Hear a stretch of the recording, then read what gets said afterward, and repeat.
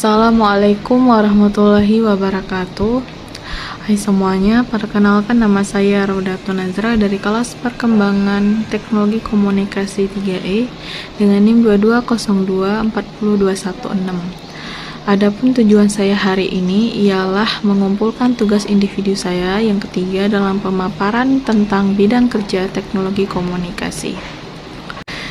Bidang kerja teknologi komunikasi sendiri merujuk pada semua jenis pekerjaan dan profesi yang terkait dengan pengembangan, perencanaan, dan penggunaan teknologi. Bidang kerja teknologi komunikasi sendiri berasal dari TIK atau yang biasa disebut dengan perkembangan teknologi informasi dan komunikasi. Bidang ini juga telah berkembang pesat seiring dengan kemajuan teknologi elektronik, komputer, dan komunikasi. Di dalam bidang kerja teknologi komunikasi tentu pasti ada fungsi-fungsinya. Mengenai fungsi, beberapa fungsi dan tugas yang umumnya terdapat pada bidang kerja teknologi komunikasi. Antara lain itu ada penyusunan program dan kegiatan bidang informasi dan komunikasi. Yang kedua, menyelenggarakan penyediaan dan pengadaan sarana dan prasarana dalam mendukung informasi dan komunikasi publik pemerintah daerah. Terus ada melaksanakan pengawasan, pengendalian, dan memfasilitasi pelaksanaan kebijakan di bidang sarana komunikasi dan diseminasi informasi. Terus yang keempat, melaksanakan pemantauan, evaluasi, pengendalian, dan pelaporan pertanggungjawaban pelaksanaan tugas.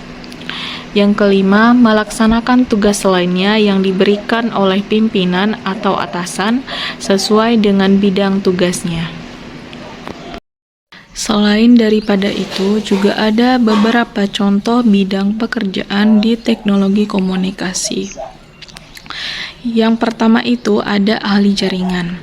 Para pekerja ini bertugas dalam merencanakan, mengelola, dan memelihara infrastruktur jaringan komunikasi, termasuk jaringan kabel dan nirkabel. Yang kedua, ahli keamanan jaringan. Para pekerja ini harus benar-benar bertanggung jawab untuk melindungi jaringan dari serangan cyber dan ancaman keamanan. Yang ketiga itu pengemban aplikasi seluler. Tugas daripada mereka ialah membuat aplikasi untuk perangkat seluler seperti telepon pintar dan tablet. Yang keempat itu pekerja insinyur telekomunikasi. Tugas utama mereka ialah merancang, mengembangkan, dan memelihara peralatan dan sistem yang tentunya berkenaan dengan telekomunikasi. Baik, di set selanjutnya ada contohnya yaitu yang kelima, pekerja ahli keamanan aplikasi.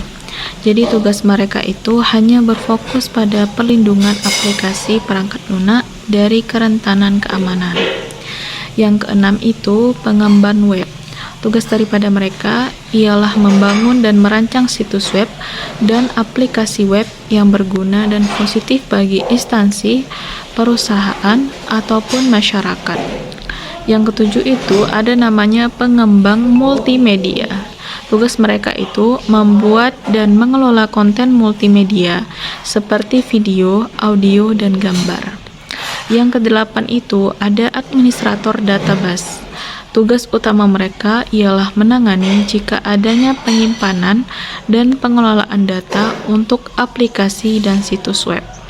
Lanjutan yang kedua ialah contohnya yang kesembilan sebagai ahli VoIP atau Voice over IP. Mereka hanya mengkhususkan dirinya dalam mengelola teknologi komunikasi suara melalui internet. Yang ke-10 contohnya itu ialah ahli sistem komunikasi satelit.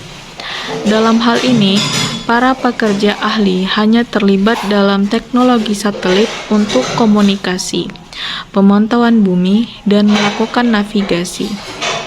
Yang ke-11 itu ada spesialis dukungan pelanggan. Tugas mereka memberikan dukungan teknis dan bantuan kepada pengguna akhir teknologi komunikasi. Yang ke-12 itu pengembang IoT atau Internet of Things. Tugas daripada mereka ialah membuat perangkat dan solusi yang tepat dan bisa terhubung dengan internet.